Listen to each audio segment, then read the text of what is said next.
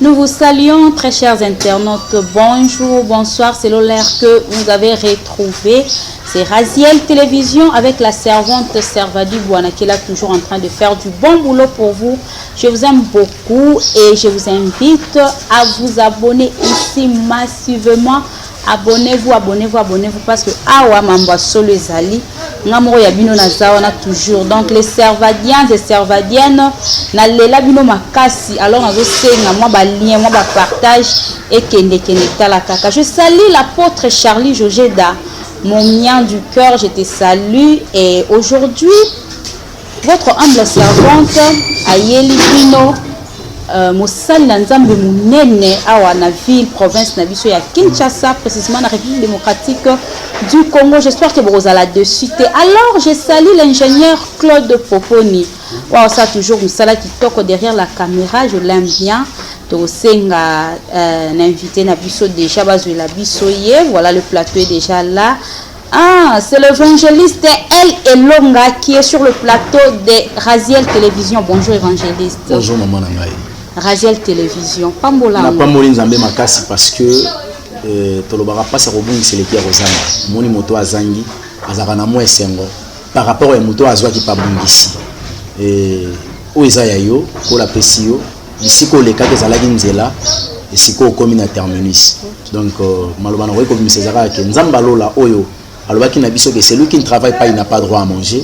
Aïba ko soutenir musala oyo de façon que musala oyo et comme sabino la prédestination le lenge atrasa ka ngoko na sama agenda prophétique na ye les bande konoso ba Rolanda biso surtout l'évangéliste Elonga et ba soldats de Jésus-Christ partout dans le monde bisika borozala donc l'on web sabino ya liboso no senga bino zalike bo s'abonner na chaîne na biso eza chaîne na yete za ya biso donc yanga ya ndeko nanga mwasi ya papa nanga ya yo ya so bo s'abonner au ça bien même les émissions ba prédication les enseignements ya évangéliste Elonga soit ya église Elonga ministry bon no mona ngope awa so ko zana besoin penza ozwa ba information sur mambo l'évangéliste Elonga en dehors ya chaîne na biso mo évangéliste Elonga télévision toza awa bisika so mo yeba kinga est-ce que mo nanga so non les katé donc awa ndé so ko mo do leki c'est que bonzambe zali Raziel Télévision de Makamu papa nazo yoka la voix des orphelins. On peut expliquer à l'internaute c'est quoi la voix des orphelins? Merci beaucoup. La voix des orphelins n'a souhaité tout banata na prière à votre permission. Pas mal. OK. Éternel Dieu, merci. Jésus-Christ de Nazareth, le roi du Congo, le roi du monde, mon maître, je te dis merci pour les moments favorables. Père, tu as permis à ceux qui sont en communication aujourd'hui de parler de ta part. Tika ete auto kolobeza la makambo yondo pesi, obo moto salité pour moto zana incapacité à sauver ma vie. Oh, ils ont confessé comme on a été te mettre en gomosika par le nom puissant de Jésus-Christ. Nous avons su prier. Amen. Amen. Voilà, par rapport à la voix des orphelins. La voix des orphelins, ils allient structure Oyo. Les coordonnateurs évangélistes Elonga Salaki, on a koyoka mungongo ya bato bano babengi bitike. Tellement que bazala ramba problème ebele. Zana ndeko mususu azape na posa kosunga bango. Mais ma souffrance abana wana ma toyi na ye comité. Parce que ce qui est comme l'évangéliste Elonga a lobby la place à Banawana. Et on a la voix des orphelins. Donc la structure est les orphelins à travers Bande Komusus.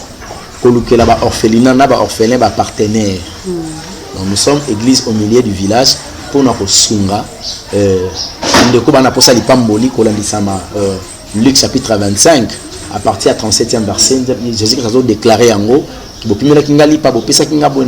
bande ko wana bana posa ba vivre le boko na Nzambe ndeto le karawana mais ces derniers temps notre problème wa muke na profiter pour dans le émission na yo il y a une maman na niveau ya je pense Canada atindaki mbongo to somba biloko et puis to sombaki to kepe ko tika pour ton orphelinat ngo bana bazana na TV ton na tour liboso la besoin ko piko la plasma nanga ya chambre na piko na ngora chwezate na mema ikona ke na tika tant on a commis ne qu'on appelle ça que téléphone a filmé biso pour maman azala quand même la facilité à remona pe image et le va filmer na ngara tant le kiti ici TV la pas ba ji ici le reste a vu l'image té na pe na éviter tant on a commis devant bana na bon na benga maman appelle vidéo aso la pe na bana mon appelle ndenge maman c'est ça lemi to beng or écart d'air les salaires que ayambate azaki na pongi et sili to sili si peut être pesa bon bilo na baluki pe na zone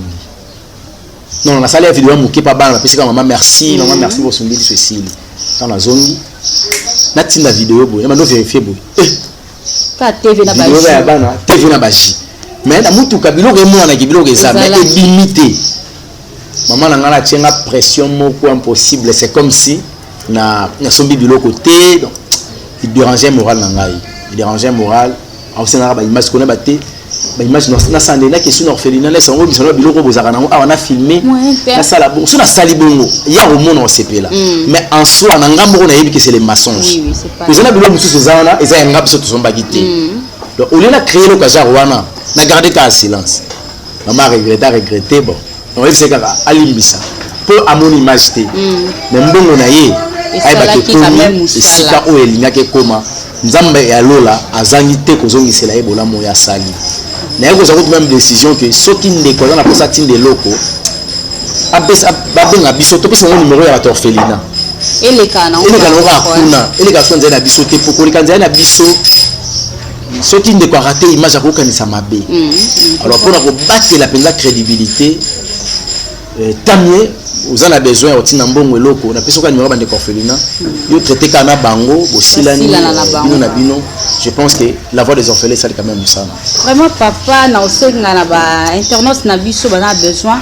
ba ye ba adresse église eza précisément wapi okomi wapi parce que ba bi église de chez Fongwami ah oui déjà à émission to ça na kati ya église na elonga ministre église bâtiment Fongwami église comme la famille de Dieu déjà tozalaka comme bâtiment de Fongwami tozana Yolo Sud donc dernière avenue à Yolo Sud avenue Miningolo numéro 22 bis na commune à Kalamu wana epai open na tosangana ka mardi net mardi à lelo boy donc culte à 17h à 19h jeudi culte à 17h à 19h et puis le dimanche de 9h à 12h wana penza bon yo na jour ya mbarabate le jour oyo prophète ayambara batu na ezali mais wana soki ndeko abengi biso ka ande na pesi pour so pesa ngo boy sora ya aux allés j'espère que la fiche que asomba reçu tout ça parce que bino basala nzambe bokoma muto bozolo ba bien atebo ya to sambela mais muto ya bo ekomi le kana nukuna na secrétariat sola na secrétaire ekomi pesa zongisa mais muto aye na kati epa na bino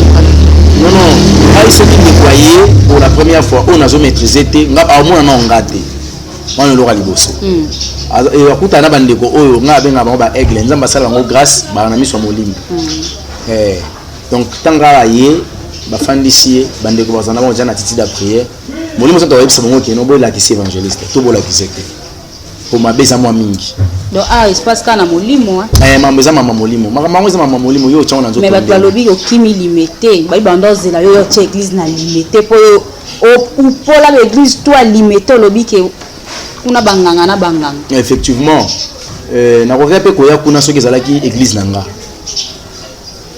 même pour nanga nanga na zona place na limité précisément na 7e rue pour nous à la peine entre 8e na elo mo bazana 6e na moi mbal mo bazana 2e rue na ndiko mo bazana 1e rue ba pasteur ba pasteur basali ya nzambe Thomas Kanzambe te Éternel Dieu c'est le créateur incréé. Tant que nous faire voir le monde que nous va comprendre que nous avons des appelés dans l'œuvre de l'Éternel et les élus dans l'œuvre de l'Éternel. Judas Iscariote, il a été appelé par Jésus-Christ, doté par les 5 ministères. Le ministère apostolat, au finish, l'enfer. Donc, Judas, quand il fait l'eau. Il fait l'eau, mais non, parce que ça t'a aussi répandu sur tes. Ça me pense à Mangolou. Ngolou n'a moutou à reconnaître. Pierre a régné à Jésus 3 fois. Mais après ça, régné à reconnaître. C'est le royaume de Dieu. Donc, contraire, na Judas les appelés et les élus. Tous les appelés au Yomo Nagalelo, c'est mon pasteur Moussa Chit Mabé. Azaïn appelé. Aya qui peut soutenir l'œuvre de Dieu. À un moment, pour moi, je dois travailler dans un élibot dans les babika. Mais il y a un moment pour condamnation naïe vers l'enfer. Et ça la palpable que souka qui mabé, il y a un salamibo. Si on n'y a sali que Ozoa espace église na limité. Nous nasina kendaka déjà. Tu auras déjà pris place dans cette semaine. Le binaton a coupé sa garantie. Je priais, Seigneur talisanga terrain. Alors Sanga Ésaïe chapitre 30. Ésaïe chapitre 30. Bon. Quand je me suis réveillé, na fungoli boy, malheur aux enfants rebelles qui fait qui prend des résolutions sans moi, qui fait des alliances sans ma volonté, pour accumuler péché sur péché. On comprend que place il n'y a pas la volonté de Dieu. Le limité bien en courir. Limité c'est un bébé dans ma bébé. Mon bébé est limité bébé là. Je suis né, grandi, évolué à limité. J'ai fait mes études à limité, la licence à limité na 14e mari. Problème il y a limité ça que kala on m'a pas on a besoin de mon angwana. So au moins ils ont coûté 10 parcelles. Au moins on a 3 parcelles papa za. Baba ba kufa kaka. Maman ba boko la biso na limité. Le limité là qui nous dit que on doit pas pomper très bakangindo qui kuna té. La science déjà ezalaki de donc juste j'attends. Et tant on va pas tomber pasteur, pasteur. De Dieu. Non, non. Mais il y a vous avez un chauffeur, vous avez dit, vous avez raison. Pasteur, et ça dit que trouver ma belle est fertile pour la banque. Ma belle est toko d'abord. Ils ont dit que permettre bango, travailler la fétiche.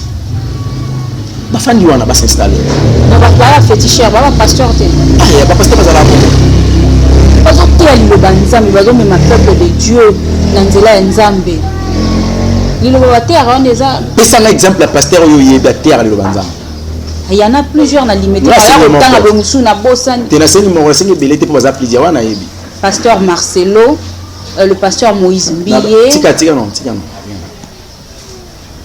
Est-ce que que Tounasi Marcelo, il est dans les faux? Comment expliquer? Tu sais, auparavant, on a oublié Mingi parce que quand il parlait de la sanctification, on a dit Dieu a c'est l'homme de la sanctification.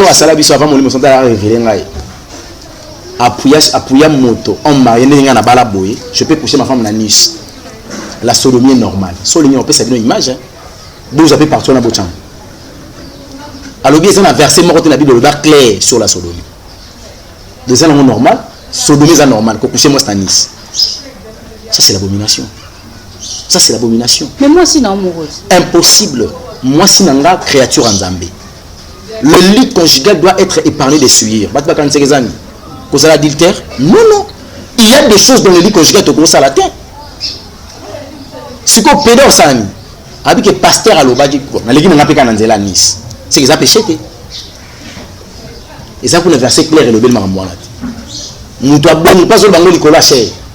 Église est bêtise. Moi mbalo tangi na ebinenge bandana na ebinenge suka ke banda ba dans problème suka ngane na longa. Pasteur Moïse Mbiye. Na bien. Ce qui est remis janvier 2022 événement sort ça ya serre les sous. Pour être en janvier. On est grand prophétique déjà bien. Grand prophétique on a tous nos frères de Niles. Nous avons des grands prophétiques, les frères de Niles. Non, l'évêque de Niles. Frère. Frère pas moi Moubali. Les affaires en Christ étaient frère. Frère. Prophète, Denis Lys. Oui. A prophétisé à Marambo Belé. Ah bon? Écran prophétique. A prophétisé à Marambo Belé. C'est Bambo quand il est au Kendele. Mon père. Est-ce que mon livre santo m'dati n'arrête pas Robine? Yango pona lina tuna mo mo sa ngati na ngene ba repa ba yeti pona nini bino bozi bango bisoki bozana mutema kinkenene na genre évangélisation il y a évêque Denis Lys bon évangélisation Jésus-Christ de Nazareth afin de mener à moi Sandumba est permis à Christ après qu'on a permis à Christ Kindumbe Silaki. Mais tout se passe avec le temps. J'ai été. Arche de Noé. Abina arche de Noé nyoka kotaki mpukwa kotaki banyama lenge na lenge bakotaki. Ce qu'il y a zanani, yende arche to yende Noé. Arche de Noé. Ah, ce qu'on a conduit arche. Esprit Saint. Ah, il y a tout le baromba Yesu, comme Nzambe, Esprit Saint, ce que tout qui est, même comme dans le livre de vie baroye façon. Le péché impardonnable. Mais ça la cas une manière il y a une évangélisation. Il y a quelques évangélisés abandi pour expliquer qu'il fallait le faire le kina une évangélisation. Mais dans chaque cas il y a toujours les hauts et les bas. Approcher bah moi sentir que était au moins du colo boy. Par il y a peuple de Zawapi puis par Nzambe Zawapi. Non c'est un mondain. Le problème est que le frère Azali païen athée. L'évêque. Le frère Azali et Azali. Oui, nous sommes des frères. D'abord, nous sommes des frères. On a des frères. Le frère Azali païen athée. Il y a un moment où la maman qui a appelé. Il a été appelé, mais il n'était pas un élu de Dieu. Il y a un moment où il chite bandi. Comment expliquer yo ozoyeba directement ça c'est pas un élu au boye. Maître nanga Christ alobaki nzete na nzete boye bango na mbuma na moto. Nako tunuka question moko. Ale moloto akufa. Uyoka yeka eba salama mama be. Yata ya kuyoka. Bon, nous sommes devant l'écran. Non, nous n'avons pas molo pour la sincérité. Si le autre la molo point. Et surtout, tout le monde dans les biens. Alexandre Musée a dit Nabalo, il y a Kufa. Ça date, hein? Alexandre a dit Nabala, musée à Kufa Kala. Papa Charles Mumbaya, na musée de Nabana à Kufa avant. Je pense que c'est ça a dit Nabala. A dit Nabala, oui. Est-ce que tu as Charles Mumbaya lelo? Non, non. Et dit point. Pourquoi? Nous refons la Bible pour appeler sa réponse. Oui, oui, oui. Ézéchiel chapitre 3. Bible Zoloba. Restez, très chers internautes, et abonnez-vous déjà parce que ah l'ilobandé zobima. Dans le 17e verset jusqu'au 20e matin, il a combiné Jésus Christ.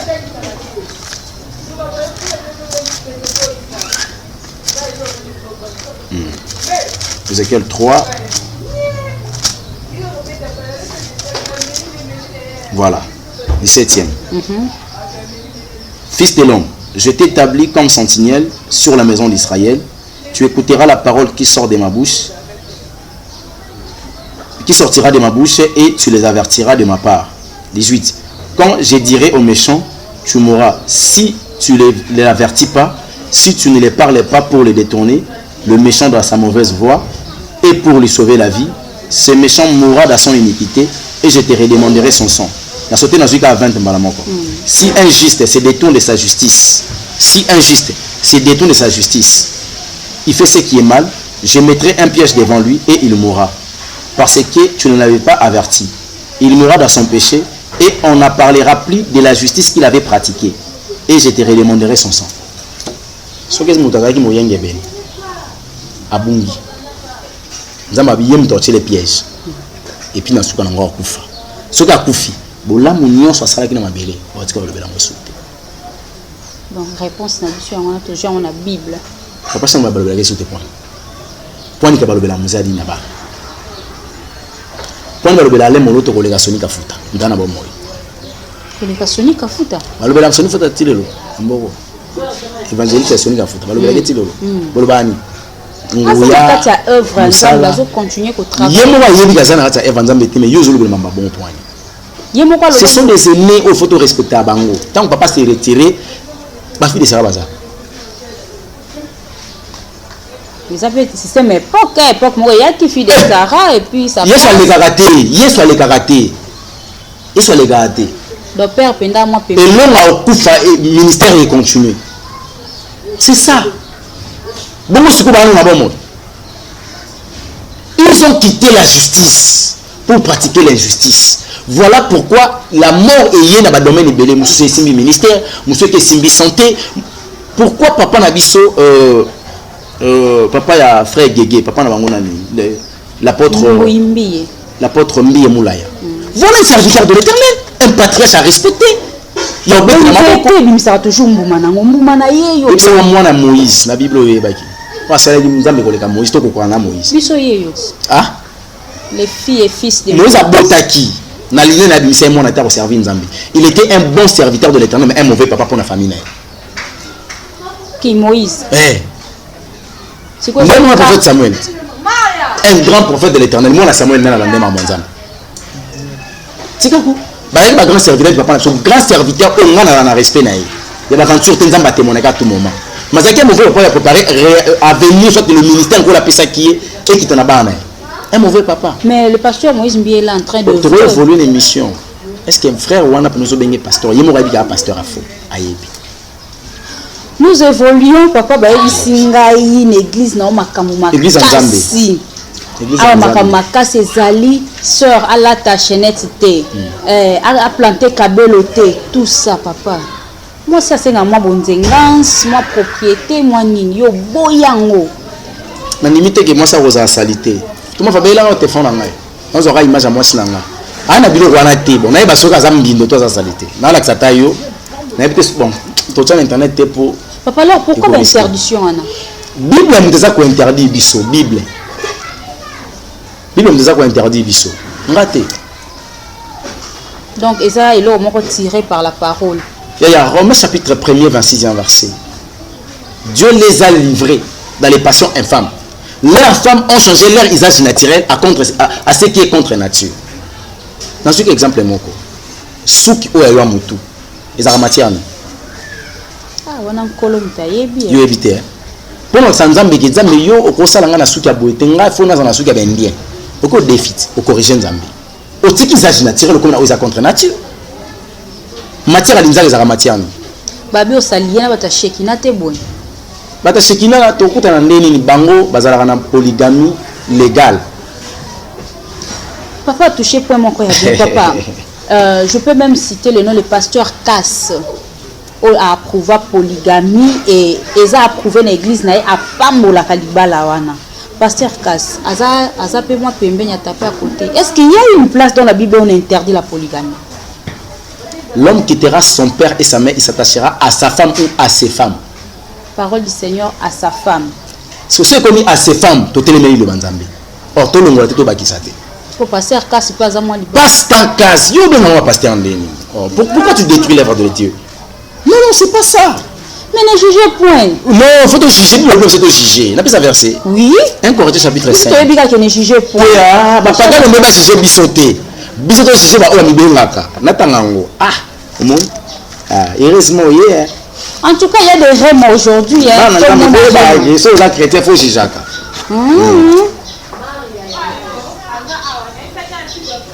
Dans 1 Corinthiens chapitre 5, 11e jusqu'au 12e. Mais pour juger pour les ans à 12e, tu auras 11e pour nous en aider.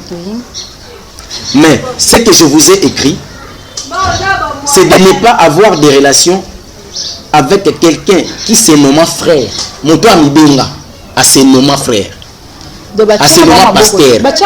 Kocha maboko ya kafufu ko tshwana zelo ko tenza ba consacrer Samuel maman abango.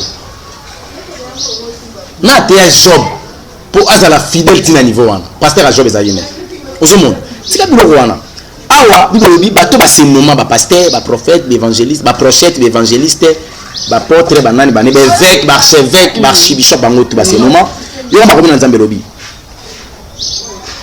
Qui se nomme frère? Et impudique. Oh, bah ça m'a impudique. Né tout le monde va sexta, pas pasteur lubrifiant. Tu as sauvé. Attends, bah il du Congo. Pasteur lubrifiant.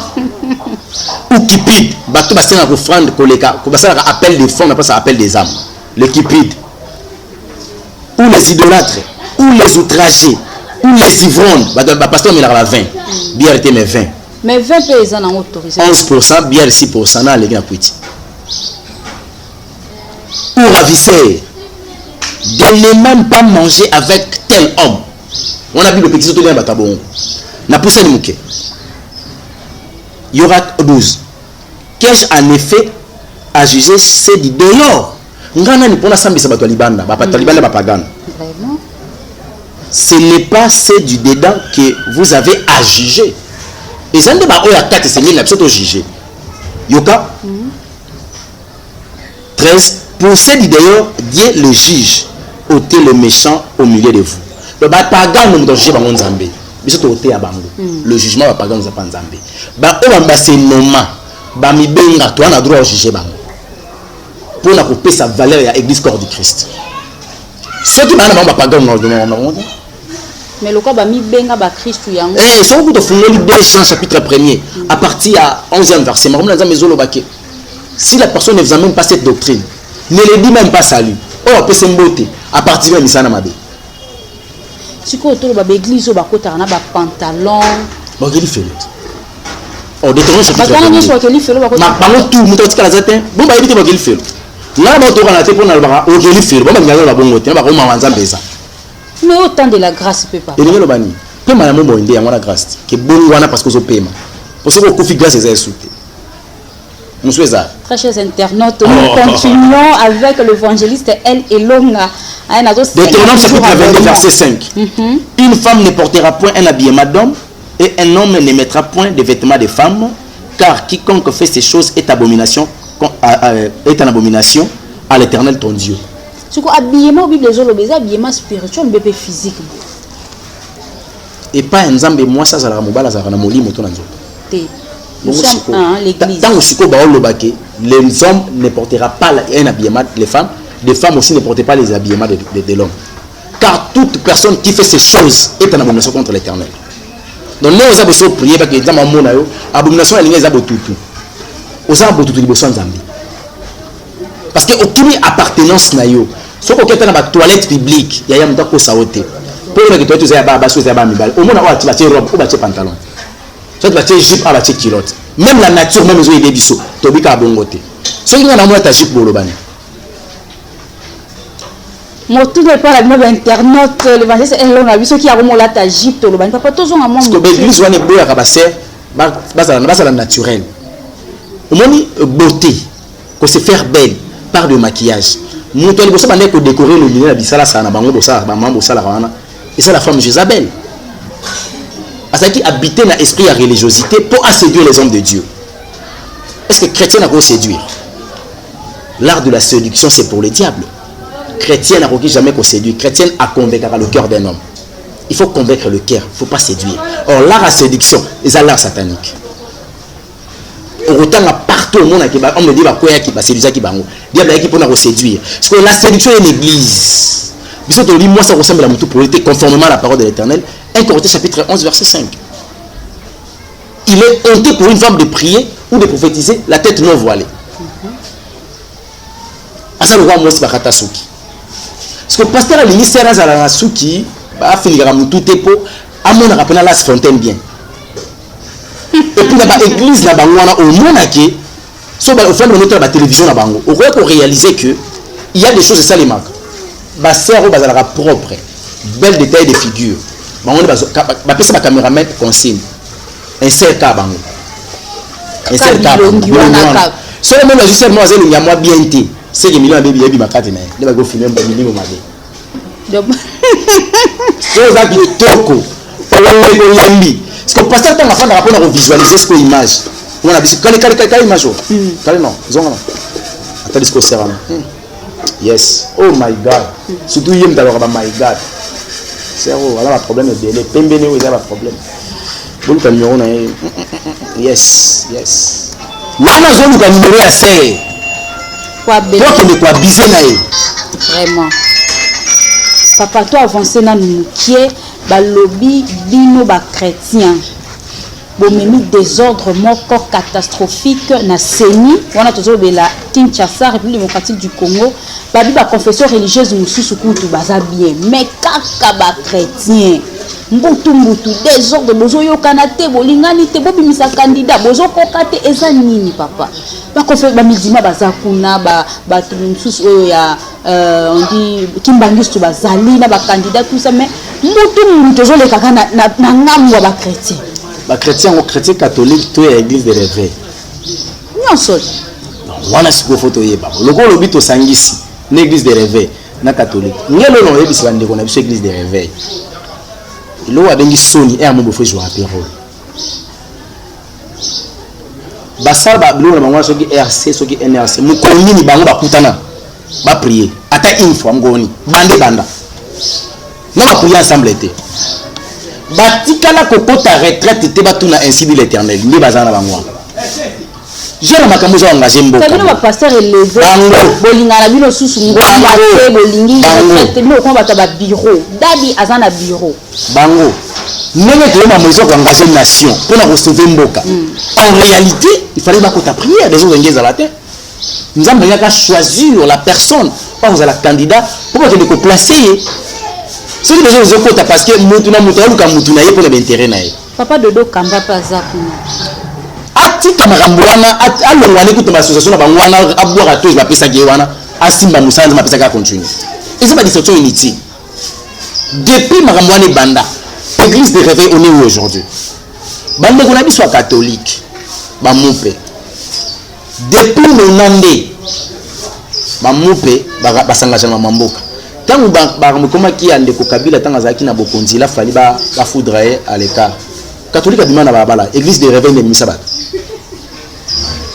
exact catholique a côté la politique kala catholique déjà banda ko taquer déjà kala c'est que les catholiques va responsabiliser. Après tout, ma piste de solution c'est elle. On a besoin de sénie comme ça catholique va pesa yé. Abimisa mutu na sénie. Né ça. Ce qui passe bateau dans la révélation mboka oyo. Quand c'est ma prophétie na ma pesa même moloto. Si ba kota ka prière, ba bossa na ko banda siko na oloba ti 2027. Ba bossa na ba. Et l'or malonga e salimati. Ata ba longa fachi. Ata ba tiki fachi. Ya malonga e ozana ngote. Sur le plan spirituel, ils ont le pouvoir où ils allaient travailler. Papa, ils ensemble na bangote. Non, Lugani. Non, ensemble na mboka. Yamboka, je prie. Zamba ibisingabi elonga c'est après 2028. Je vais mettre la personne par laquelle Ngamoron Zamba a choisi. Un écran prophétique. Mukona mwaza frère de Milesi. Pasteur de Milesi, l'homme de l'écran prophétique. Papa nangi pena lobelo ko moko bandimi balingi lisusu mate ya sanctification té. Et tant que Moussala Nzambe, et ça dû à quoi? Et ça attend. Le bas qui au dernier temps les gens éviteront ce qu'on appelle la saine doctrine. Tango koki, le maître arrive. Il y a un diable ayena à séduction. Alingi moto apparaître. Na kati apparition, m'dalu na pese impression ya oyazate. Tant on a pese impression ya oyazate et que ça la kibato au niveau ya bendaye. Or le monde entier est géré par la même maléfique ya Satan. Alors, ce qu'on dit la sanctification c'est civilisé en 3 parties. Mutu faut se sanctifier na molimo, na elimo et puis na nzoto. Là na simbika makambo tali nzoto na elimo. Donc molimo elimo na corps. Na corps. Il faut la sanctifier. Tous les 3 parce que l'homme est civilisé en 3 parties. Quand on parle de na molimo et puis elimo, ça signifie l'esprit et l'âme. Ndeba ndemo saka biso baka elimo. Wa bamba baka âme. Balbara âme. Basa conscient ba yebike basa la culte de l'âme. Ba yebi. Mais oui, pour balbara elimo point. Elimo les a âme. Alors problème il y a sanctification zo banda wapi. Tant on a l'obéli sur la sanctification conformément à la parole de l'Éternel physique. Donc tout se dépouiller physiquement. Kabeloté, mèche biloko mato ité chaînette té maquillage té pantalon té moi mobile le soir avec un tatouage longo lango. Donc ils ont joué un rôle dans le christianisme. Mais oui, c'est ça. Parce que toko samba sur base ya makambo wana. Babi Yesu atala motema. Yesu wa. Kolo Yesu. Mais le corps de l'homme c'est le temple du Saint-Esprit. Ça motema to corps. Vos membres sont les instruments de la justice et non de l'iniquité. Membres ils habitent dans nzoto. Donc ce qu'on sait là non est kobo. Yesu atala motema. Non. Ne permet pas à ta bouche de faire pécher ta chair. On a ce qu'on nous a matin. Bon, on a la confession du péché. On a pris la là. Même si on a mis la moto yokaki. Naona yokaki, naona monaki. Oh, vous voyez comment partir à Misu. Donc ce sont des choses où il faut qu'on se déploie dans moto. Ceux qui musulmans dans le cas, alors que mosquée, toi on a posé autour de la azam église. On a musulman. Là, on a 4 églises. Ceux qui tiennent la boîte, na moto église va rendre mon différence exacte. Le déploiement c'est vraiment important. Nous faut se déployer na moto. À se déployer na elimo, ça signifie na âme dans quel sens? Ba penser à moto cause à négativité. Parce que le vrai combat spirituel est lié na esprit na âme. Tu peux avoir la foi que n'engé chaîne c'est bandi attendre 6 mois c'est trop. Na n'engé na tiema kokolo maboko makolo na ngala makolo na pousser makolo nzambe. Ngasi na dédié na nzambe. 6 mois c'est trop dans monétisation. C'est la foi. Mais to comme il a 2 jours pour que ça 6e mois. Ba calculer de moto ko moya. Le bi qui va vieux ko quitter. Ba bonné pe no ba komi milité. On a ba calcul mais niveau ya âme. Là où se résident les souvenirs et les pensées et les émotions. Na c'est des émotions quand tu doute à combattre foi. Il y a un chrétien à niveau ya âme face à la positive. Donc à se dépouiller on a mon akama comme normal. Et là on est bon ba na Israël mais en Zambie. Bazara na besoin makambo ba organiser za la ka bongo. Donc âme na bango zaki na problème. Mais bandimela ki nzamba bakoko na bango le Dieu d'Abraham et d'Isaac et de Jacob. Pourtant Moïse zaki na kombo wana bayamba Moïse. Mais ba ko na nzela ba ko ya boya mo nzambango. Fina niveau la senga ara ko sela bango keko asa bango nzambe mususu. Ara passer le nzamba biso mo ngabwa matoi ba ngo bwa matoi ba pesi ba chaînette ba bag ba sala nzambe mususu. Ara ko ba bitala nzambe ba misi mu Égypte. Moïse abimabo. Vondo ara ko nzambe apandi les 10 commandements. Et ça problème zaki na niveau ya âme. Ce qui est dit, Moïse, au bout de l'Égypte, on a souvenir, l'âme. Quand l'âme de la personne est mauvaise, c'est fini. Il y a un faut se dépouiller dans molimo, to se dépouiller dans elimo et puis to se dépouiller dans corps, to reçu la sanctification totale. Awa pe basali nyonso o bayembaka. Bayembi na biso nyonso to yebi bazaki frère tel bango tout ba na ministère pastoral. Ba komi ba pasteur, ba prophète. Papa, ils ont dû à quoi? Si comme ça là na bango balanda. Ba frère na so ba producteur ba mtema, mais ba limiso ko produit ba frère, ba frère ba ko le offrande. Ya ko le offrande, te ko za pe ba quoi? Quand il y a un ministère évangélique. Non, pasteur là les affaires. Ministère ministère. Oh, musala ndenge ni bino nyonso ba yembi ba benga mukana bubenga makana ministère pastoral. Ministère évangélique pour les ba raté. Le ministère apostolat pour les thèmes tu pas dire que nazali moyembi nzama benga apôtre. Tengela na apôtre moko musicien nan. Non. Ce phénomène on les a dû à quoi? C'est parce que production est athée. Va comprendre que nous avons du succès. Avec le succès, ceux qui ont la Bible, pas la fanatique. Tu as la capacité de le fanatisme. Le paradis terrestre, gagner de l'argent sur la terre. Or, la mission, c'était de gagner plus des âmes sur la terre. Et le sentible, pour leur paix sa mission. Bango batiki ba âme, bako à la recherche de l'argent. Na kata recherche à mbongo, bakena musique et simbité. Pouf. Ba se déguiser ba pasteur. Bango nyonso. Au monde par exemple, mutonga na yeba za pasteur na yeba. Ba bongo la mitema. Ba ndembe da nzambe déjà mitema. Yembe la nzambe za ko bongo na te. Est-ce que nous nzambe pesa biso conseil moko na elonga na église na ndako na yo musique ba ngozaka ya lemo loto. On est grand prophétique. Nzambe mtalobela écran prophétique. La musique nous fait bêtater. Ceux qui écoutent la musique nous sous. Oui bah qui nous bossa la trône à Satan et ils ont place à tanda kuna. Tout na va tout. Ah ceux qui ont la Gaël na Gaël du début jusqu'à la fin. Mon instruction sainte. Il y a Saint-Esprit, le cher, on va avec le cher Saint-Esprit. Pour papa le molo toi ça qui adorateur de l'Éternel, le vrai adorateur. Nous avons ta musique sans casser la caché. Bango sur bazana c'est la caché. L'homme de Dieu Veming Ozoyoka, l'évangéliste elle et longa nenga peseli yango Redi Black na Montréal na Canada, Redi na pesio Bambote. L'assistant Raymond Mabangi, coordonnateur national de la Fondation Christian Massoudi, mon vieux, j'ai dit Bikapatois et Yangande Kogoltavino, en paroisse du 20 mètres Netombira, a jamais oncle Pepolino Kasai, Ista Mouchetou, l'ingénieur de l'Elaming, docteur Christian Kasai Balobi, Ata Korone, comme il niveau ni, Arobi Kisango, maman Avicenne. Maman ya Andi show na vie province ya Kisangani na osenga yo otike la bango tante maman Avicenne Andi show toujours mon frère Davin Anitambwa fidèle ya Raziel télévision na Pesio Mbote Dalvis Smith Easy mon propre petit frère le mignon de la famille et je te salue bébé Maël Mbongo na lo ba bébé oyo a donc a Kangada ba génération na ba botama avaye après ye Dalvis Smith Easy, mon propre frère, le mignon de la famille bébé Maël Mbongo. Oh bébé Nobaka, avant et après, donc à Kata déjà Kanga génération, tout y a bébé Michelor, il y a maman Laure Kakumbi, Bambote Nabino, la cadette de moi, hein, ma seule sœur, la celle que Dieu m'a donné, Courador. Assani Konde le manager, ou ta manager management, yom to simbiango. Alors la famille Boeno que j'aime bien, mon oncle jusqu'au bout, GPJ plus 10, na Pesio Mbote, sans oublier bébé Perle Kasai et Gabriel Kasai, je lui salue. Papa, Yassou Kaka, Yassou Kaka. Tu aussi qu'on perdre mon sengo Passinia. Aussi c'est na matanga. Papa. Nous avons tenté. Papa n'a bisco.